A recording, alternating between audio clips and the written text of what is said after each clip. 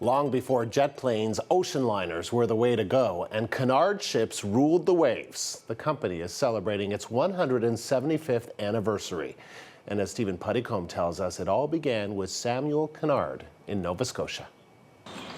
It took more than 150 years for Halifax to finally put up a statue of the man whose mark is still seen across this region. Cunard was born here on Brunswick Street. The family was originally Quaker from Pennsylvania, the Pennsylvania Dutch as they called them.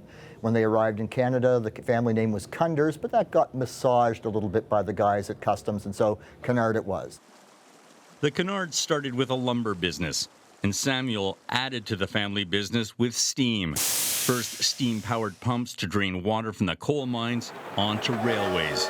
Those ferries that we still see crossing from Dartmouth to Halifax every 20 minutes were Cunard's first big test in 1830, introducing the first steam-powered ferries. Cunard is convinced steam is here to stay, and the great thing is to watch Cunard's progression from 1830 to 1839. His ambition explodes, from crossing Halifax Harbour to owning the North Atlantic. He helped bring Irish and Scottish stonemasons to Nova Scotia to build a then modern-day wonder, the Shubenacadie Canal. Everything Cunard touched seemed to turn to gold.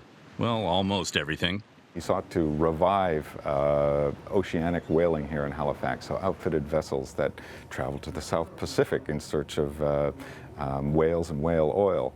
And his voyages were mediocre successes at best. The Cunard exhibit at the Museum of the Atlantic is a big draw.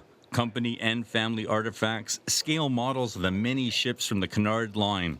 And families still come here to remember relatives who sailed to war on Cunard's troop ships to fight the Kaiser in the First World War and Hitler in the Second. The ship's wheel from Aquitania behind me, which was one of the most famous Cunarders, if for nothing else because of its longevity. Millions of miles, troops in both world wars, a hospital ship, and then from 46 to 50, she's the main reason that most of the war brides arrive in Halifax. And so a very fondly remembered ship today. To have the ship's wheel is a real treat. Around Halifax, you can see a street named after Cunard, a centre, but most of what he's accomplished is gone. Only the gatehouse is left. His mansion, like the man, is just a memory now.